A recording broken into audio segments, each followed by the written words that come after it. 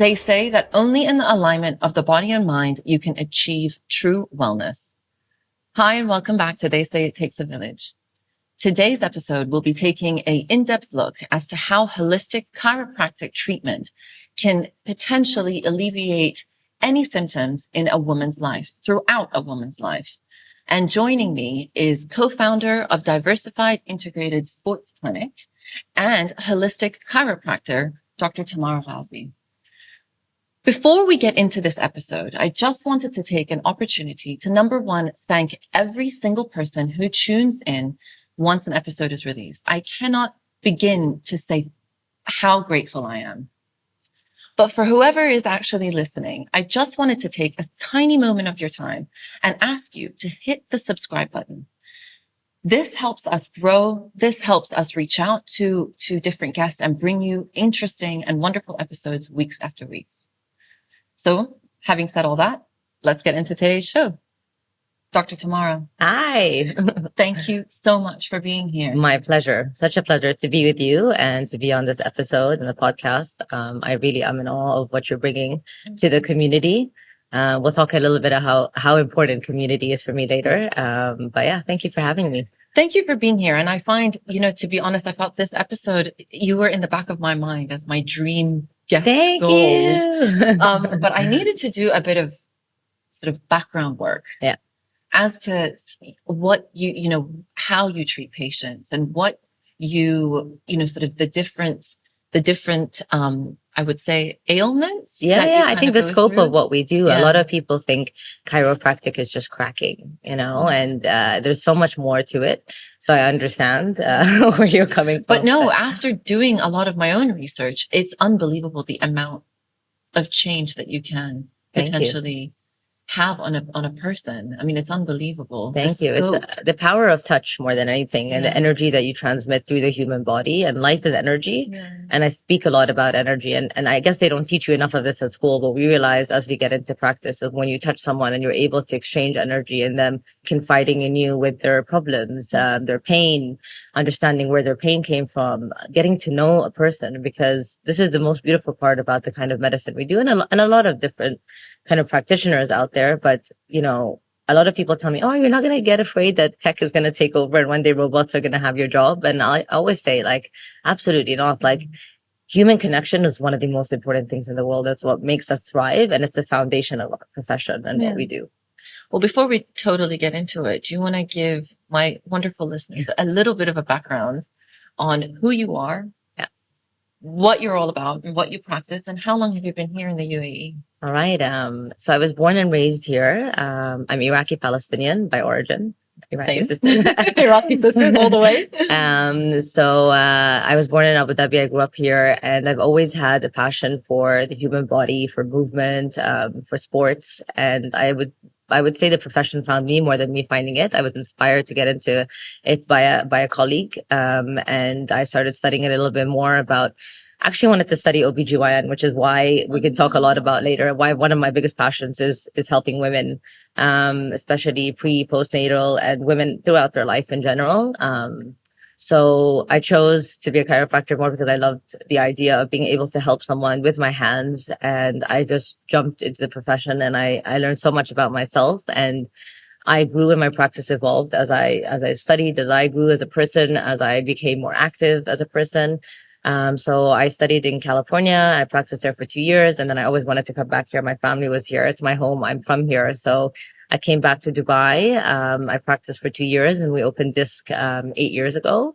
And we have 2 practices in Dubai now, 1 in Kuwait City, and we just opened in Abu Dhabi 6 months ago. So Amazing. 4 children. That's 4 about kids. it for me. Very, very demanding kids. Yeah, very demanding kids. But so satisfying. So like all kids, right? Yeah. It drive you crazy, but it's like the most rewarding thing in the world. And yeah, just being able to make a difference in people's lives, as small as it is, people leaving saying thank you made me feel better. That's just for me life changing. And I mean, it's not small. It's actually a huge thing. Thank you. Doing. Yeah. It's a pleasure. And the thing is, I mean, we were talking a little bit earlier, before we started recording. It's unbelievable the amount of responsibility you have on your plate, you Yeah. know, between managing the 4 branches and actually practicing. Yeah. I don't know how Honestly, it's all about like it takes a village. Yeah. It definitely takes a village, got a and good I have team. my village. Yeah. Yeah, I definitely have my team, and I wouldn't be where I was without them.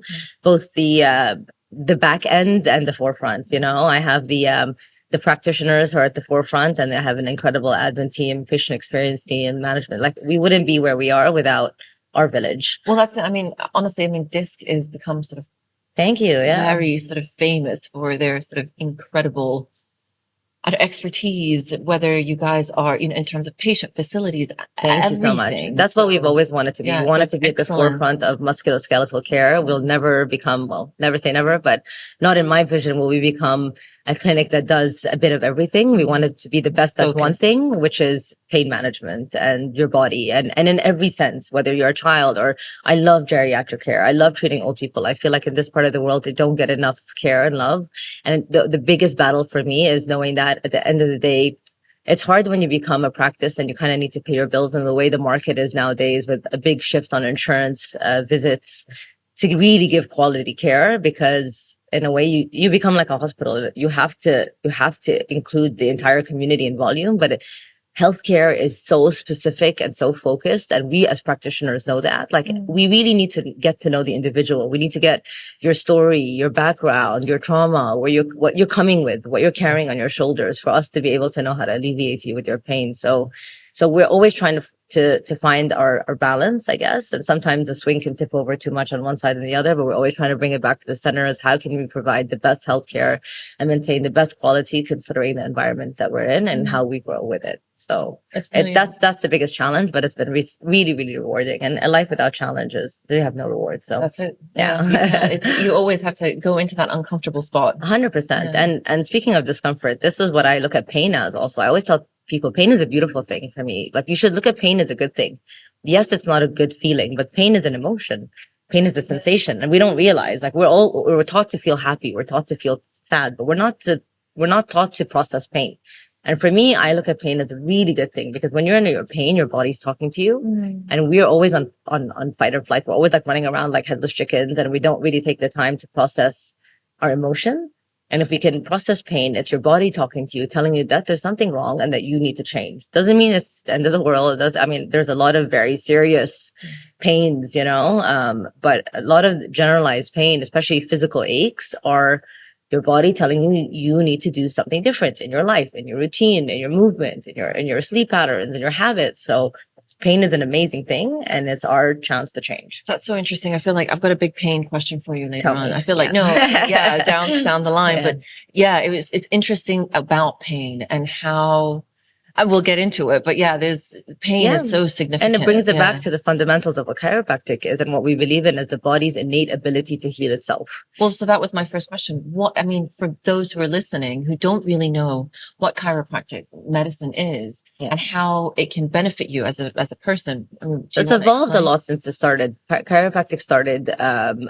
I would call it very straight chiropractic, where it's like a foot on the hose theory, where they really believed in the spinal subluxation. You know, when your spine is fixated, of course, if you understand the human body, you'll know that the spine, the vertebra of the spine, they house the spinal cord. And that's where our nervous system starts from. And our spinal cord controls oral movement. It's the connection between the brain and the body. So the bones of the body basically house the spinal cord. And the very old, and we still have this philosophy in chiropractic, and it's the basis of what we do, which are the spinal adjustments, which are basically like taking the pressure off of the nerve theory, but we know now that it's not just that. It's actually introducing movement into a joint. And every joint in the spine has movement receptors and pain receptors. And the pain receptors are usually triggered when the movement receptors are off. So when something is stuck or it's not moving well, people start to feel pain. And when we introduce motion, which is what we do in chiropractic, that's where the popping is. By the way, it's just gas being released from the joint. That's the biomechanics. It's so simple. It's really so simple. It's like yoga for your spine. I know. Yeah, but it's not that simple. It's not that simple because the body is amazingly complex, but the body is also so simple. And I'll talk about later the importance of the simplicity when it comes to life and movement and how we really overcomplicate things in this day and age. But the body is quite simple. Almost every man, woman, child, our bodies are the same in terms of our biomechanics.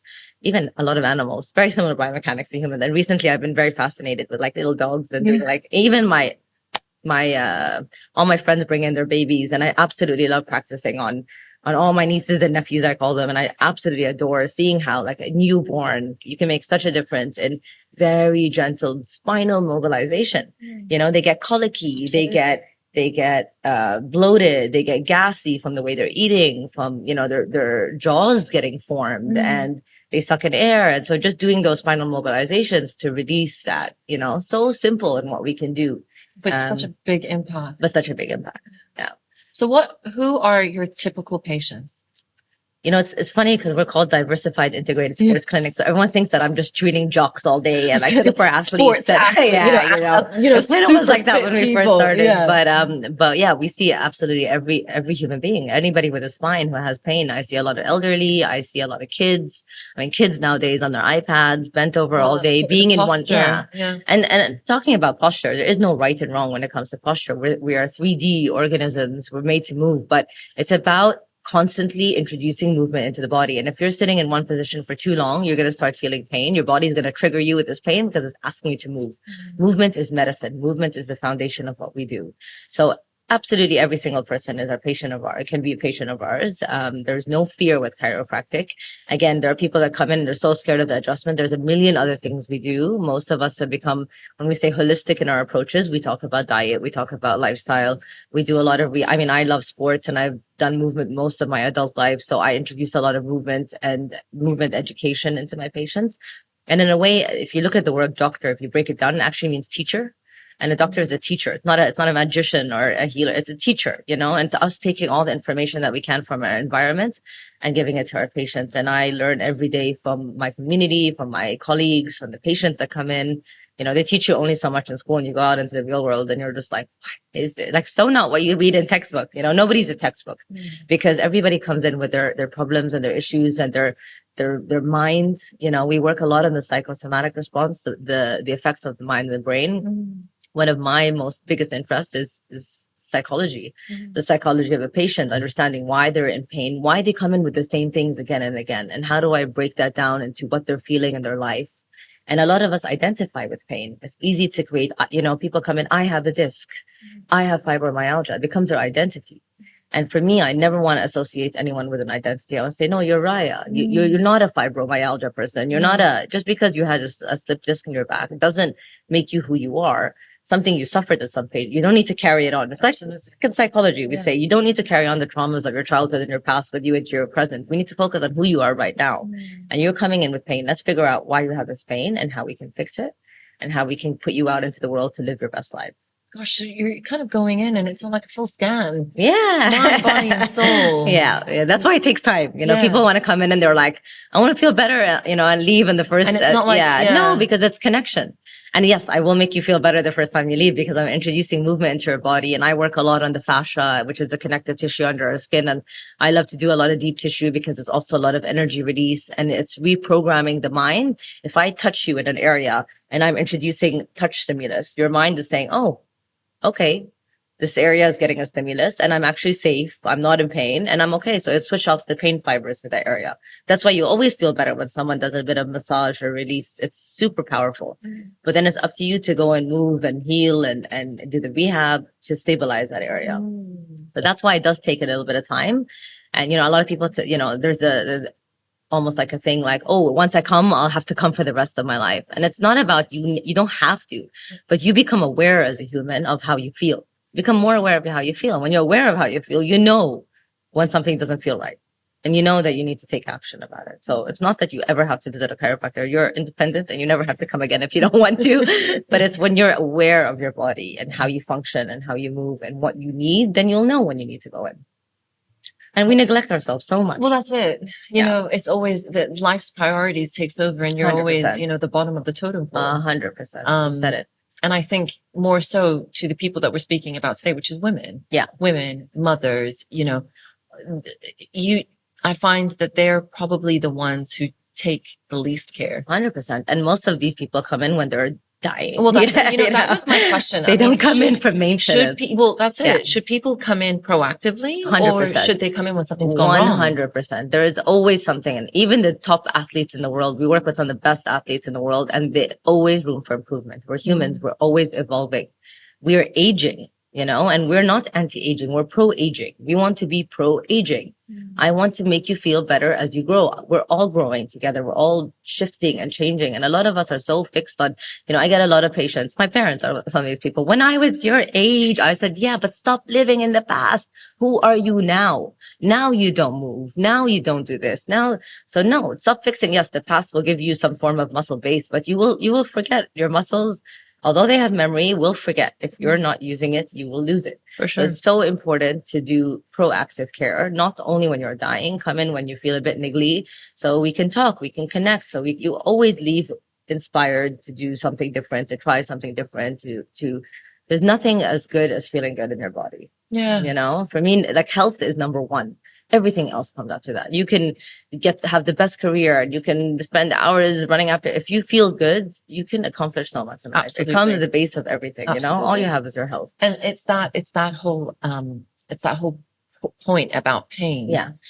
There are so many people that are living with chronic pain and just living with it. And they think it's normal. And that's it. Absolutely not normal. It's so common, but not normal. And there are some people who live with chronic pain, of course, with real life-threatening diseases. Yeah. And yes, I understand, but little niggles, back pain, there's no reason you should be living with chronic back pain unless you've had serious injury and serious damage. I read an article that you, I think you wrote, it was in the National, and you were saying that you want a movement, or you're a big advocate of a movement away from the pharmaceutical painkiller. Oh my God, I had a friend this morning. I told her I woke up with like a niggly throat. And what your parents or friends say, take antibiotics, and drugs are amazing. And they're life-saving when they need to be. They're life-saving. Same thing with surgeons. Same thing with, I work with some of the best surgeons. We have such a beautiful relationship.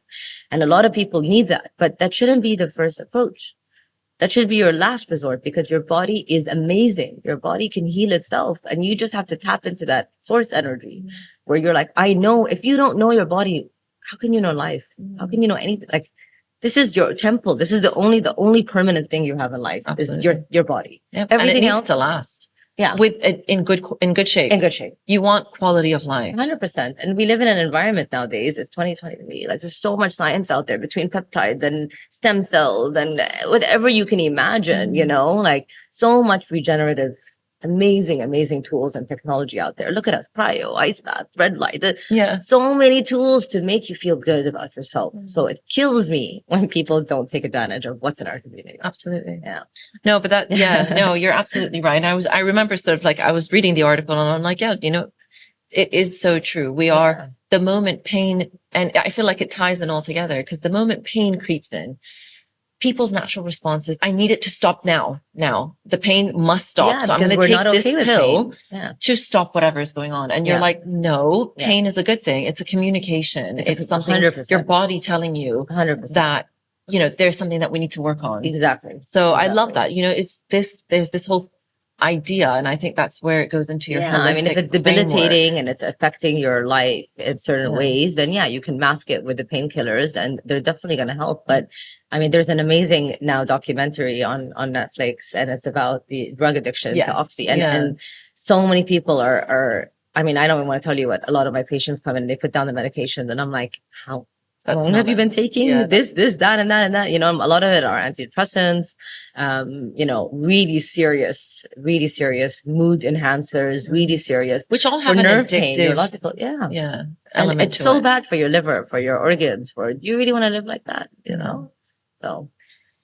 So to sort of focus on today and the wonderful sort of chiropractic treatments that are offered for women, what are common treatments do you see, sort of musculoskeletal issues that women face throughout their lifespan? We're talking maybe from teenagers to sort of early 20s, pregnancy, postpartum, and then pre and postmenopause. So that's a big question.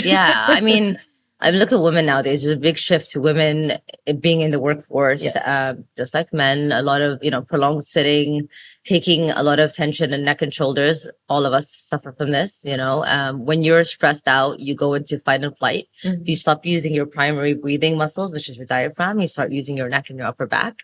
And that's why most women carry their tension in their shoulders. So and funny you said that. Kills, just all of a sudden straightening and up. Exactly. Trying to breathe from your core. And most of us have this issue. So we start using our neck and our upper back muscles more. And so we get a lot of neck tension and pain. So I see a lot of people with chronic neck condition, chronic, and you're looking forward at a computer, or like in your posture right now is terrible ergonomics, but yes, we're here for a second, but looking down at the laptop, the gravity is the strongest thing. So it's pulling you down. So you get the straightening of the neck curve. And that's why we have neck discs. It's very simple in that way, but a lot of neck and upper back pain.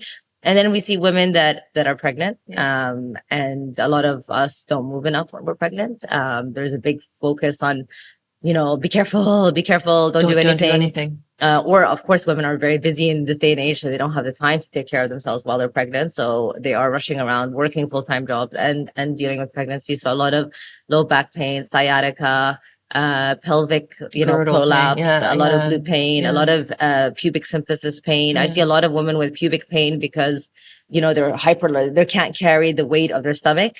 It goes so forward, gravity again pulling you down, hyperlordosis, a lot of compression in the back, shortens your adductors. You start to get a lot of pubic pain. Teenagers, a lot of girls have quick breasts, growth, and they're not used to it. So they start doing this to hide because they don't want to show, and they come in, their backs all locked up, or heavy chest in older women, and it pulls you down. Women nowadays that get breast enlargement, they get so many issues around the mid back, loss of sensation. So you need a lot of that. Women, who've had cancer, have had mastectomies. We work on a lot of post-mastectomy scars. Also really affects the shoulder. So there's so mobility. many. So many different things we see. I absolutely love working with pregnant women, pre and postnatal. I love empowering a woman it's one of the most beautiful phases in your life if you've gone through it. Would you say that's your focus a little bit? I wouldn't say that's my focus, but it's a big passion. Okay. I don't want to drive the boys away. No, I was gonna say, come on.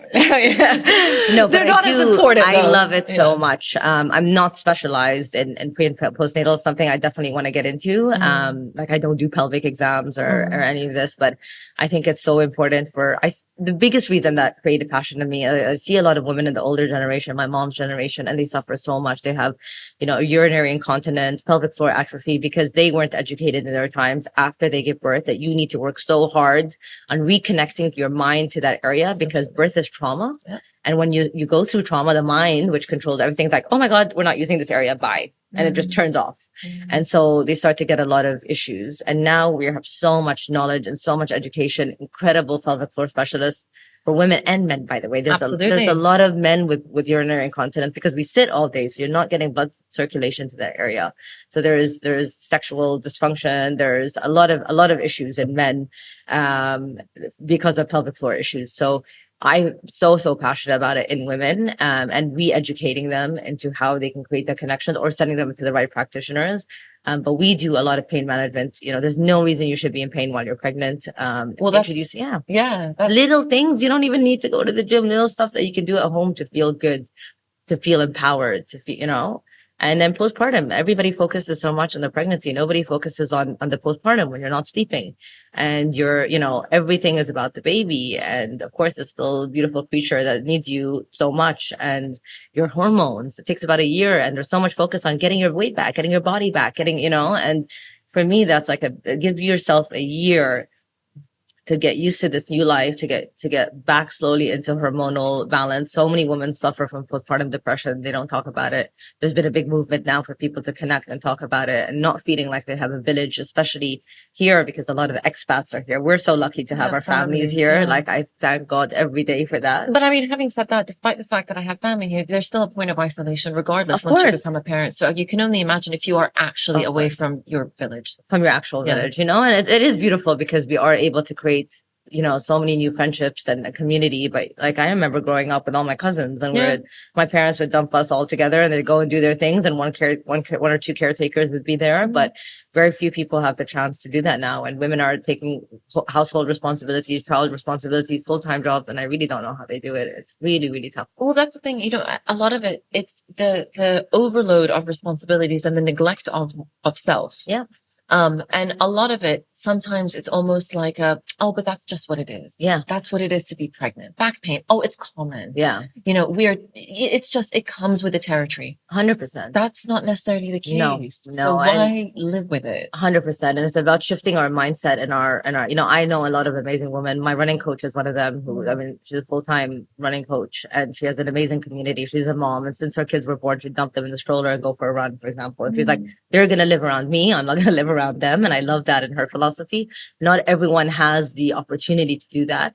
But I always say, like, remember that try to get your family to live around you a little bit. You have to be a little selfish and you have to take care of yourself so you can feel good to provide because you can't give from an empty cup. No.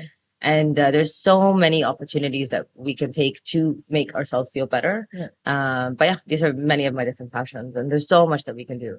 You touched a little bit about hormones and the fluctuation. So the up and down of hormones. Yeah. That has an impact on sort of on MSK? Everything, on mental health, you think about weight loss in general. Our hormones, our cortisol is actually and our estrogen, progesterone are attached to our fat in our body.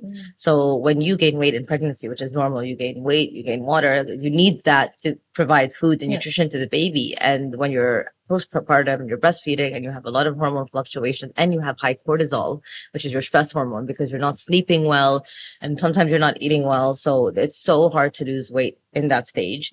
And that creates, first of all, a lot of anger, depression, like women feeling that they're not worthy, like a lot of different things. So yes, it takes a long time for your hormones to balance out, especially while you're breastfeeding. And so I always ask women to go easy on themselves and to jumping back into exercising. I always say like the first 3 months, it's all about connection, trying to reconnect to your body, whether you've had a C-section or a vaginal birth, trying to create that connection between your mind and your core, not by doing sit-ups, by doing breath work, by doing very gentle pelvic tilts and squeezing and connecting your mind to these muscles so that they feel again. So that when you do get up, when you do bend over to lift your baby, when you are ready to get back to the gym, when you're ready to lift weights again, that your body is ready for that and that you don't get injured. And so, yeah, the hormones are a big, big, big part of our life. Whether you're pregnant or not, also, we go through so many different stages in life, stress and no stress. I was listening to an amazing podcast the other day about, there's so many different tools to help people maintain their weight. I'm never about weight loss. I'm about maintaining your healthy weight. And your weight is only your body relative to gravity. So we're so fixed on that number on the scale. And I really don't want to ever deal with that again. But there's so many different stages in our life as women. We go through menopause, we have perimenopause, and there's not enough support on that. Well, maybe I'm going to ask you to come in once more for perimenopause because it's become it's not my specialty and I can put you in touch with the right people, but I do see a lot of women that are going through menopause that just don't know what to do. Movement is so important. It can really help you balance out your hormones through exercise, through movement, and there's so many amazing functional medicine practitioners that do work with natural hormone replacement therapy and whatnot. Not my specialty. I've read and heard a lot about it, but there is so much help and support for women out there, and I just ask them to take it. And there's no one size fits all standard, like nothing, but if I can push you a little bit in one direction and then you figure out what's right for you. And that's going back to the holistic approach, is that it's not just about cracking, it's about bringing all the tools that we have together. The village that I have from my colleagues and my practitioners that have so many different knowledge and advice on how they can optimize your life and how you can optimize your function. And there's so much information. I'm on a lot of biohacking groups nowadays and I'm so interested in it, but some of it sometimes just seems so over the top. Like how many supplements can you take and how many different therapies do you have to do? And for me, it's just find what works for you. Plus it can be overwhelming. It's so overwhelming, but I always advise people to stick to the basics. Like even with exercise, you need to go and use a million different machines. No. Do I think I listened to you on a podcast talking specifically about exercise. And I felt like what you said so resonated with me because you're like, we're exercising in such a weird space right now. I think you were talking about, when it has to be super fast in a dark room. I can't do that anymore. And I absolutely, it used to be my everything. I do like it. I love it. Then I kind of took a step back and I thought, what? It's true. It's really about where you are in your life. Yeah. Where are you in your life? And how can you apply all of these tools to make you feel good to your stage of life? 100%. And if we're talking about people that are in pain and people that are under a lot of stress and people that don't have the time, If you find 15 to 20 minutes a day at home, you can get a set of dumbbells and a few bands and just do the basics. It's just connect your body. That's it. The basic movements. I don't we have the sit, time. we bend. Yeah. So deadlift, squat, push, pull with your dumbbells at home. Get your kids involved if you want to. Get your partner involved just to make it a family affair. You have 20 minutes in a day. You have 20 minutes. You have 20 minutes, you know, and it's all about the discipline and to putting in those 20 minutes to make yourself feel better. And 20 minutes just, you know, it's about adding that 20 minutes every day where you can start to do different and various things. You don't have to do too much of the same thing, but there's so much you can do even with just your body weight.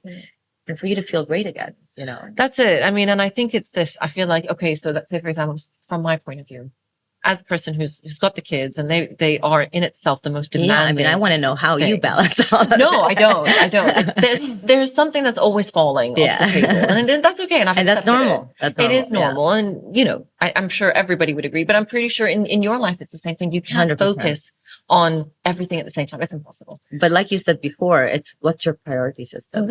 And you need to fit yourself into that priority system. It can't just be about your kids and your job and your health. You need to say, okay, I'm Raya and I'm going to fit myself into this priority system because maybe I'm not number one, but I should at least be number two or number three. And I can schedule. Well, like number 10, no, I can put the kids with the husband for, you know, 30 minutes a day. It is what it is. And I can do online workouts if I can't get to go somewhere. And on the weekend, I'll treat myself and I'll go to a class and I'll go to berries, I'll go to the yoga, I'll go to do whatever floats my boat to make me feel good about myself because we're going back into that feeling. Pain, just like everything in life, is a feeling. And if you feel good, you're so much more capable to make the right decisions, to eat better, to move better, because you feel good. I've got a question for you. Tell me. So we talk about pain. So we're specifically talking about physical pain. Yes, we're talking about physical pain. Do you think that since obviously there's a lot of sort of fight or flight, everything is fight or flight nowadays. And do you not think that the pain that is also maybe psychological pain could have a potential effect on your physical? I'd say, I don't want to give a percentage, but I'd say 60% almost of what I see is not psychological pain. We call it psychosomatic pain. It manifests in the body, but it comes from stress. It comes from the mind. Now, I am not a psychologist. I work with amazing counselors. I work with amazing life coaches. I've learned so much from them. But through the course of my practice, I start to see when I get to know someone, how much they carry with them. People, we carry so much stress in our lives, whether that's one of my questions. Yeah. Talk to me about stress because. Look, stress in a small amount is so important for us. As you go back to us as humans, go back to evolutionary, the hunter-gatherer, right? Like stress is important because you want fight or flight because you want to fight the animal, to kill the animal, to provide for your family. So a little bit of stress is so important for you. But if you look at hunter-gatherers, when they're not fighting, they're just laying around all day doing jack shit. And we don't do that anymore. Yeah. So I now schedule time in my calendar when I say no to things because I can do things all day, but I want to sit around and do nothing because my body needs to repair. It needs to chill out. Yeah. We need to do nothing. And not just your body. It's a mind-body thing. Your front region needs to be off. Yeah. And boredom spurs creativity. And it's so important to get bored, you know, in an environment where we're constantly stimulated. And of course, we're living in an environment where, you know, it's all about who you are and what you can do and how, and the whole world's become like this, right? It's competitive nature and it's so exhausting. It's so healthy in some ways because you can't get too comfortable. My biggest thing in life is you always have to evolve. I hate being comfortable. You know, it's so important to be uncomfortable because that's where the growth happens. 1000%. But 100%. You need to be aware. Carve out the times. 100%. And I feel 100%. I feel almost know your pressure points. 100%. If I can feel something is really off, 100%. Okay, this is the pressure, but I need a break. Yeah. I mean, and you can't say maybe, you know, and I always say like, I try to live life as much as I can. Like every day is a holiday. That's my thing. I work crazy long hours, but I still try to say every day is a holiday. I wake up early in the morning and I value my mornings and I get really angry when I sleep super late because this is my time. I get up, I go for a run, I meet friends, I go to class, I go to workout, I do something for me, you know, and then once or twice a week I'll sleep in and I still like to get up and have my coffee when I'm not rushing. Absolutely. And this is my time. So how can you carve out your time in your life? And you can. You can. You can. We all can. We make excuses that we can't. But tell me in terms of, because I know everyone who's listening, they're like, okay, well, I've got stress. If I come Who doesn't have stress? Well, yeah. We all have our stress in different ways and forms, you know. And then it would be, okay, I'm going to book in with Dr. tomorrow. Yeah. How can chiropractic, sort of a holistic chiropractic approach help alleviate some of that? So first of all, we Like- do like a full physical check, right? We see like a person walks in, I can automatically see, okay, their posture, how they're moving, how they're functioning, how they're carrying their energy, what they talk to me about, how they open up. Like I can tell all of these things. And so a lot of what we do is communication and human connection. How are you? What do you do? What's your day like? What's your life like? And if What do they're you kind of enjoy? sitting there like, Yeah, a lot of people just don't want. want to talk, but a lot of people do open up and you get to know who they are and what they do and what they enjoy and we connect. And that's number one, we connect and we give they teach me stuff about my life and hopefully I can teach them stuff about their life. And then I do a lot of release work and that's releasing stress from the body. Like that's energy transfer. I do a lot of deep tissue work, trigger point work with dry needling, cupping, whatever we need to do depending on what they're complaining of. Most of my patients now, they actually come for maintenance care. A lot of my patients have been my patients for years. So they come in just for their regular monthly, twice a month or every other month check. And then we figure out, they're feeling pressure in one area. Okay, what are they doing in their life that's creating these things? What can they do to change these things? I remind them to do things that they don't normally do. We end up doing it together. We talk, we connect. It's good because almost that they take it home and then they Of can apply course, it at home. it's all about taking it home, and then I do the adjustments, which are amazing release of stress from the body. We build up stress as tension. Is that adjustments on the back? And the spine, yeah. Oh, okay. That's what the cracking is basically, it's realigning the spine if it's fixed, if it's stuck. So we check and we say, okay, this is stuck here and this is stuck there. We've been taught to move things in certain ways. So we know. Sorry, I'm and kind of it's trying such to a good figure it out release. if anything It's such is a up. good release. How Yeah. do you know I guess my point is, is it one of those things that come in and you will automatically feel like you've done yourself some good? Yeah. Or do you feel like, no, there is a bit of, I feel this tension. For me, I know because I've been adjusted for years. I know when I need to get adjusted. Yeah. Like I feel it. Like the other day I was like, okay, I did a lot in my week and I was running and I was doing CrossFit and I was doing this and I was spinning and then I was like, I just felt like when I was turning stiff, yeah. and I probably slept funny and like, oh, I didn't use the right pillow and I'm restricted in this way. I'm moving great here, but when I do this, I feel a twinge. I know that I can, do my rolling and do this and that, but I know that the joint just feels a bit locked. And so I just go, and I'm at the clinic and they just gave me a quick adjustment. They did a bit of release work and I was like, wow, like everything just felt like the blood was flowing and it opened up again and I performed better and my energy became better and my mood was better because I don't want to be restricted, I want to live to my best potential and I want to continue to perform at high energy. So I knew what I needed and most of people will know what they need when they start to be in touch with their body, once they start to get in tune with their body. Which is also a lot easier said than done.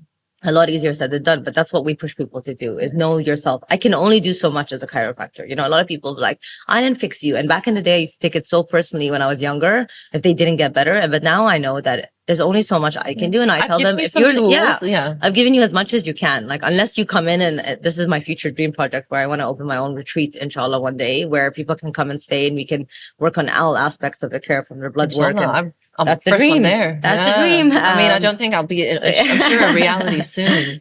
Moving, eating well, sleeping well. It's all about finding the balance in life and really understanding what trauma people carry with them and how to release that trauma. And I need to bring in some amazing practitioners that do that because that's not my expertise.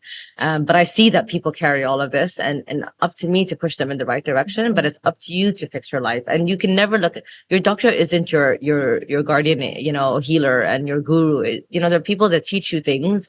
And now as a person, we're no longer a patient. We're educated consumers. We have so much knowledge out there, so many podcasts, everything on Google, so much out there.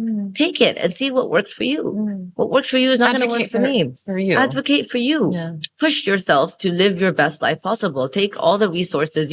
There are some patients that come to me and say, listen, maybe what I'm doing is not enough. Maybe you need to go and see this osteopath. Maybe you need to go see, not only what I do is going to work for you. There's so many different things out there. There's so many different tools and we have an amazing village and fountains of knowledge, especially now in the UAE. So many amazing practitioners. Absolutely. And there's so many that I connect with because I just get along with them and we have the same philosophy on health and healing. But you need to fix yourself at the end of the day. Nobody can help you but yourself.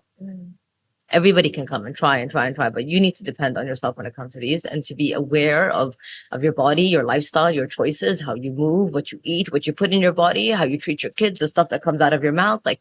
This all comes from you, and all we can do is help people be pushed in the right direction. One thing that I was reading about chiropractic care is that I think you also mentioned it earlier. It's to take you back to the hormones. Yeah.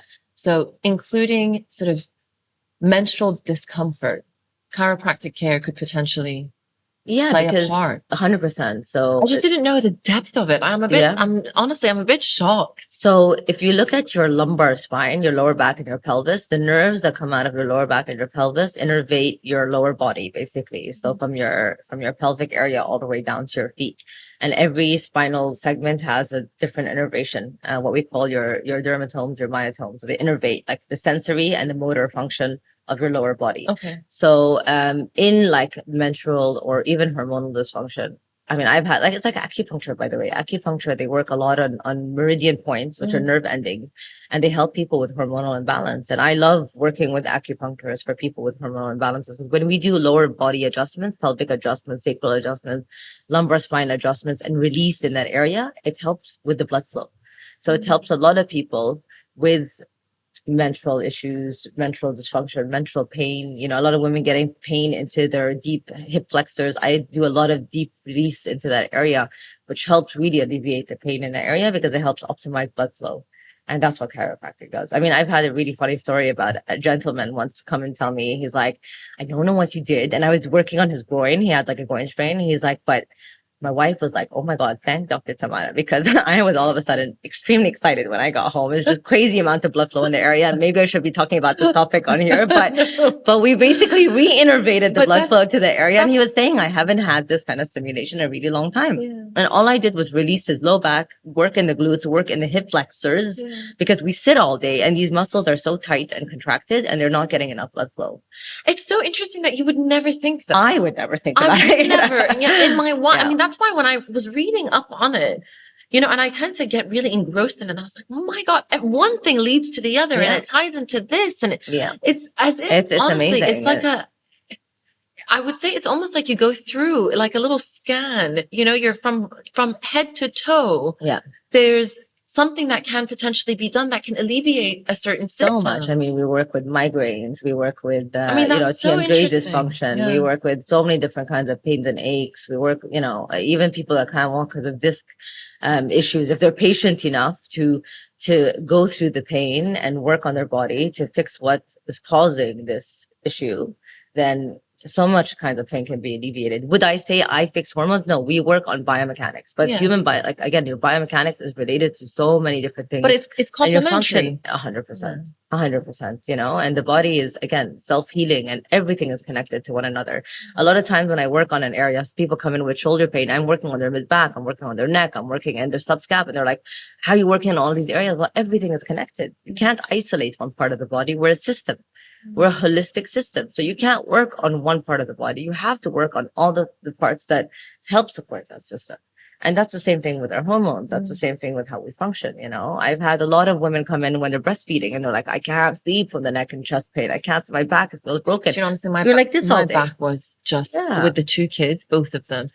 You know, with all the pillows and the positioners and all of that, there is this massive strain. It's tough. I mean, they're like 3 or 4 kilos. Imagine holding a dumbbell all day, walking around all day with the dumbbell in your hand, and you're pushing and you're pulling and you're pushing. And the thing is, a lot of the times, you know, once you latch, you don't want to move. No, you know? So you're left in I've been working a lot on women with mastitis and blocked milk ducts, something they didn't know.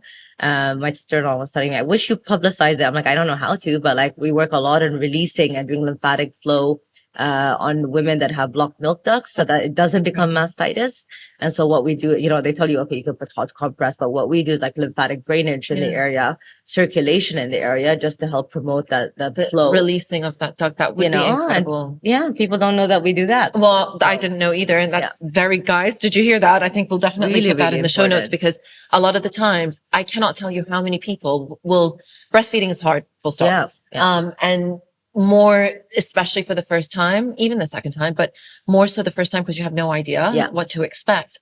Mastitis almost comes with the territory. Yeah. And a very common thing is, you know, they do tell you if you're speaking to like an IBCLC, somebody who is qualified to give you proper advice is to keep feeding. Yeah. But if you go honestly anywhere else, they're going to write you a script of antibiotics 100%. and send you on your way home. So that's what they do for a lot of my patients. So that's it. And a lot of the times that may be, I don't know. No, again, I'm not a backer. I don't know what the antibiotics, and they say it's safe for breastfeeding, but a lot of people will have a little bit of reservation.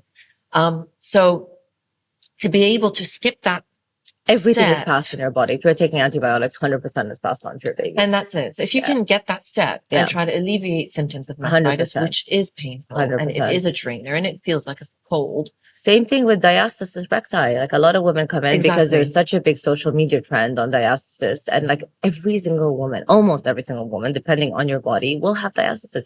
Your stomach is growing for 9 months, 10 months. So obviously, you're going to have some form of separation. Your abs are connected by fascia, and the fascia is going to stretch. And some women, it can't stretch enough, and it ends up ripping a little bit. And you may have the possibility of a hernia, but it is so normal. It's so normal, and we need to normalize this. And it's so easy to rehab somebody back to proper health if they don't have a severe hernia from having multiple births after each other. But it's not an abnormal thing. Almost every single person will get it, and they come in, you have diastasis. Everyone's going to have some form of diastasis if you just deliver it. Your body will slowly heal itself within the first 3 months if you just do nothing and you move and you take care of yourself and you don't exercise too quick. So it's about knowing the balance and knowing when to start and having the right people to tell you what to do, when to do it, and when you can, I think you just answered my question, because that was just basically how important or how significant is care after sort of postpartum. So for me, more important than pre and even during pregnancy, it's so important because a lot of women just don't have the time. They neglect their bodies. They're so focused on the baby. They're not sleeping well. They're not, and so much pressure and tension build up in the body. And then it just creates a whole dysfunctional system, and they just feel worse. And, you get even moody and upset and just fatigued. Yeah. So being able to take care of yourself in that sense, learning, what to do, what you can do at home to help alleviate these aches and pains, and what you can do at home to help rehab your body back to being in its optimum state is one of the most important things. When do you typically see a patient after they've given birth? It really depends on how they've delivered. If it's a C-section and they can't move, we'll do very gentle. Like a lot of people have really bad pain after the C-section, whether it's from the position they were in, from the anesthesia, from whatever it was. So we do very light work in 2 weeks. And then we can do a little bit more work. I would never adjust the patient, It's really about like a C-section takes about 3 months to fully heal. After 6 weeks, I can do adjustments. But again, it really depends on the person. If it's a regular vaginal birth that hasn't had really severe episiotomy, then almost right away. Right away. It really depends on the woman and how she feels. Usually I don't need to do adjustments because your body still has so much relaxin hormone and everything is so hypermobile that it's usually the neck and the upper back that we work on. And we just slowly tweak a few things to make you feel better and to give you more confidence to move and to be able to say, okay, I'm actually safe. I'm fine. I can do X, Y, and Z. I shouldn't be scared to do X, Y, and Z. It's almost like, there's always, a woman who's had a baby. It's you work towards that 6 week. Yeah. Right. So tick to say that you're okay. And I feel like it should be almost a prerequisite. Yeah, it should be. But I know women who gives you a check. You go to the chiropractor, it gives you a check. 100%. 100%. But I also know women that know their bodies, and after 3 weeks they're back in the gym. And that's what makes them feel better. And I'm always like, slow down. Mental health. Yeah, slow down. But if you need it for your mental health, exactly, go in and do slow, controlled movements because you need it. But like also you realize that your body's been through trauma and you need to take it easy. May not be external, but there's internal trauma. So it takes some time to heal. Do you do a lot of, I think you do, a lot of like rehabilitation? Yeah. So not me per se. I have an amazing team and amazing team of physiotherapists that we work together, very closely together for women.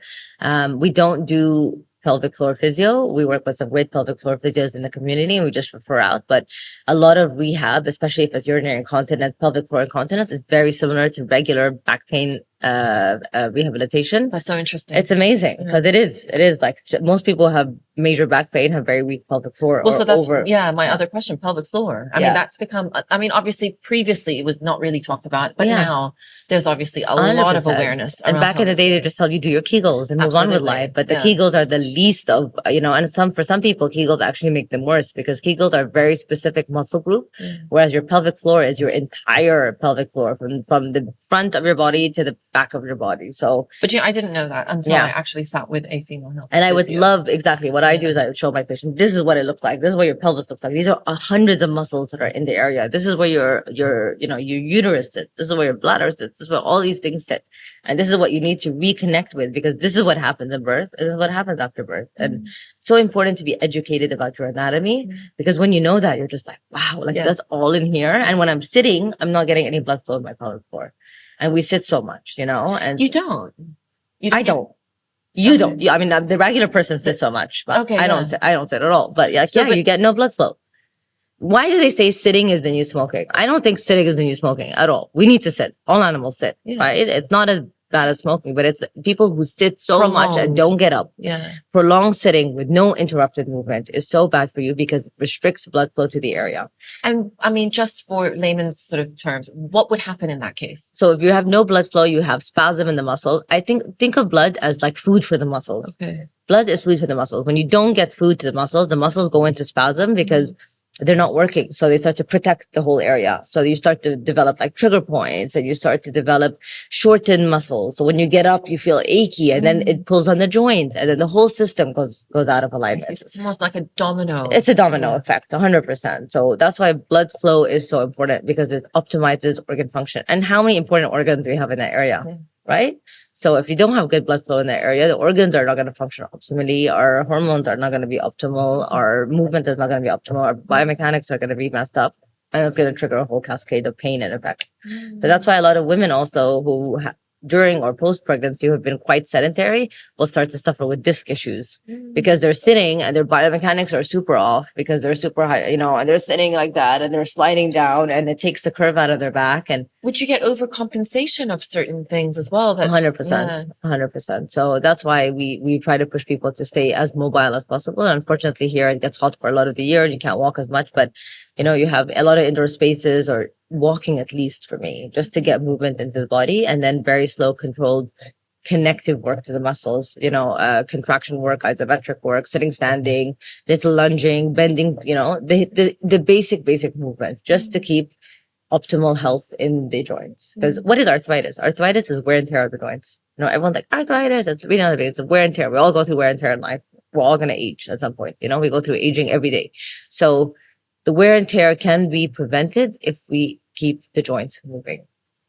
You will wear and tear naturally, which is normal, but it won't be that degenerative and disintegrated if you're constantly moving, because moving introduces blood flow. It's as simple as that. So keep moving. Back in the day, we were farmers. We were in the fields. We were hunting. Modernization of society. Exactly. Bringing us all exactly. down. So now you have to get up and force yourself to introduce movement into your life, because it's not natural for us. We don't walk anywhere. We're not farming. We're not harvesting our crops. We're not, so we need to introduce this into our life just to feel as best we can. And, pain is such a big dysfunction for like organizations, for you don't want your staff to be out of work for ages because they're having migraines and they're having back pain and they're having so it's a disruptor. And I see a lot of companies nowadays investing also in their wellness days and their corporate wellness and all of these things, because they want to see a healthier population. They want to see a younger, fitter, healthier workforce, and that takes a lot of effort for sure. It's a complete lifestyle, and I think that's my question. So I mean, in terms of your biggest advice, lifestyle, it would be movement. Movement. You move well, everything changes. My family always joke, like, you don't want to talk to me before I work out. Like, I am grumpy, and like my rest days are my worst days because I just don't move enough, and when I do, it's just all of a sudden my head clears, my hormones balance out, your cortisol first spikes in the morning, and then you work out, and then it slowly drops again, and then your nutrition feels better, your metabolism is better. I mean, most people who tell me I can't go to the bathroom, I have issues, I'm like, go for a run. Tell me you can't go to the bathroom. You come running to the bathroom because it just packs everything in your bowel together. You're going to go straight to the bathroom. So also sends, I think, is it oxytocin? I'm not sure. But yeah. But also the impacts, it's so important for your body to suffer that to go through that kind of impact. So movement is number one for so many things. Of course, there's the performance athletes, completely different. They're over moving, but the regular person, we're talking to the average person. The person who's got the job and the kids and, wants to, has all intention to live a healthy life. I mean, ultimately, I think we want to be able to to grow old and feel good. Yeah. I want quality of life. I don't want to 100%. grow old and be in pain, nor do I want to grow old and can't go up a flight of Be stairs. immobile. Yeah. Be immobile. I mean, I had a patient last week. She broke my heart. She was like 62. Bilateral knee replacement. She's had 6 kids, but of course grew up in a very, very, very small, old school kind of village where here locally, where they don't, they didn't move a lot and whatnot, unless she's out at the farm. She was always moving. But, even that to see like someone in their 60s getting bilateral knee replacement, that's something of the past. Like we don't do that anymore. Your 60s are the new 30s, like, Absolutely. 40s. Like people are so young nowadays. They live young because they take care of their bodies. They move more. They eat better. They train, they lift weights, weightlifting for women, one of the most important things in the world to balance out your hormones, to balance out your muscles. As we age, we need to maintain good amount of musculoskeletal strength to protect our bones, to protect our joints. Back in the day, I know every single one of my mother's generation, they all have osteoporosis, osteopenia because they have weak muscles. Absolutely. But women nowadays are changing. Women are starting to lift weights. They're starting to go to the gym. They're starting to take care of themselves. So the risk of osteoporosis and osteopenia is so much lower. Be on the decline. Yeah. Because you need good skeletal muscles. You need good muscles to support your joints. So we know these things. It's just about programming it into your life. And you don't need to go over, above, and beyond. You don't need to be a super athlete. You don't need to be all of these things. You just need to make the effort every day. 30 to 45 minutes to, do some weight training or do, cardio is for the soul, but weight training is for the body. This is the thing. I'm definitely a cardio person. I've been running since I was in school. Me too. I love it. I do love it. But that's for your mental health. It is. And it's for your heart. And exactly like you were saying, I feel like in the mornings, that's all I get up really early with the kids. So I can always squeeze in a 30-minute run. Always. Yeah. And it's like that. Don't talk to me until when I come back, it's like I'm a completely different person. The podcast came about from a run. Everything that was. I love that. I didn't know you were a fellow runner. Yeah. I mean, it's the only thing I like doing. It's the only thing that I find that it's not. Sometimes I'm a bit tired, especially if I've gotten up in the night or whatever. Yeah. But it's the only thing that I don't find it a drainer. 100%. But because you don't need to go and do an hour and a half. No. You can go out and do 25 minutes. And that's it. So the one thing that I know I need to strengthen on is weight training. Yeah. So important because the weight training is what builds your structure. A lot of people come into me for posture work and they think I'm going to give them a brace or something. And I'm like, strengthen your back. You want to fix your posture? Your posture is your body in relation to gravity. Fix your back. Strengthen your back. With posture, it's a lot of opening of the chest, pulling, like rowing movements, a little bit of weight training, even things like deadlifts that really help you stand upright. You want to strengthen your core, lift weights. Your body needs to hold yourself up while you're lifting weights. Your core is going to get stronger. You can do Pilates if you want it, but for me, it's go back to Pilates, the like reformer. Yes, reformer is amazing because it has more push-pull resistance. But for me, there's nothing like weightlifting. Get yourself into the gym. It's really not overwhelming. Or I know a lot of people go in and they're super intimidated. Trust me, most people have no idea what they're doing in there. That's me. I have to say I'm intimidated. Number one, because I don't know if I'm doing it right. But there's no right and wrong, by the way, when it comes to movement. That there's no right and wrong. What works for me won't work for you. If I can squat with my feet parallel, you may not be able to squat because your mobility is different. I'm short, you're tall. So there's no right and wrong with movement. There's what works best for your body. What works best for your body so it's not putting too much strain on the joint. And again, it's how you feel. Should you not consult with somebody? Yes, of course you should consult with someone. But like a lot of people, oh my God, these group classes, everyone's going to get injured. Honestly, like people are so, even runners, like they're so fixated on how do I run on my form. I promise your body will learn. Running, I swear, I think I run your like body a 5-year-old. Like your body will run to run. But everybody has their own way, their own style because our bodies are all different, and with movement, there's no right and wrong. It's just about optimizing how you feel, being conscious of how you feel.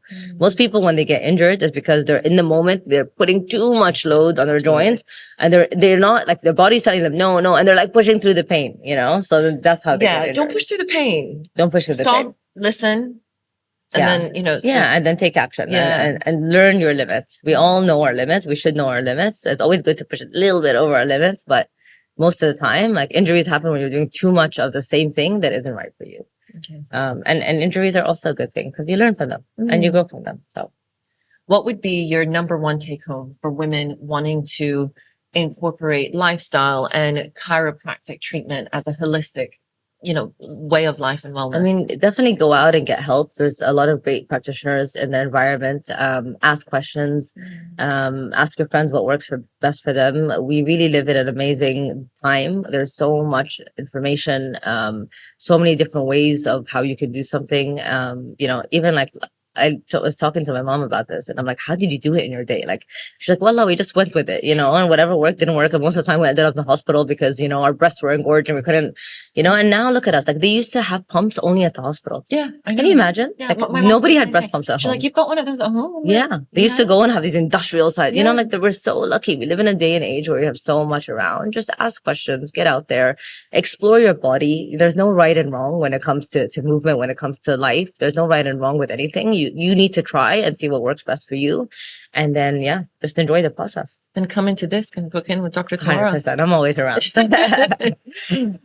As almost like a closing tradition for the podcast, I'm always going to ask my incredible guests I started with a quote. Yeah. And I want to end with a quote, but not from me, from you. Okay. Do you have one? It's my only one quote in life. Yeah. It says, poor is the man whose pleasure depends on the permission of another, which means you can only make yourself happy. No one else can make you happy. You can make you happy. And I'm very much about this individualistic approach to, we have an amazing life and team of people around us who love us, who make us better, but only you can take care of yourself and make yourself the best version of yourself. So it couldn't be more fitting. Thank you. Thank you. Such a pleasure. Thank you so much. This was honestly, I feel like everything that I was asking you, I was genuinely interested. Not that I'm not genuinely interested with everybody, but I just didn't know anything about Thank you. this space. And it's so nice to know that, number one, that you have such a huge impact on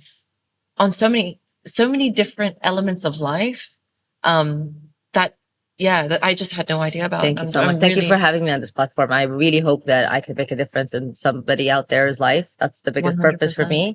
And and we're waiting for the retreat. Yeah. So you have to keep us updated, which I'm sure will be any day now. And of course, if anyone wants to reach out to you, I'm going to link all the details of my Instagram, our website, branches, everything for sure.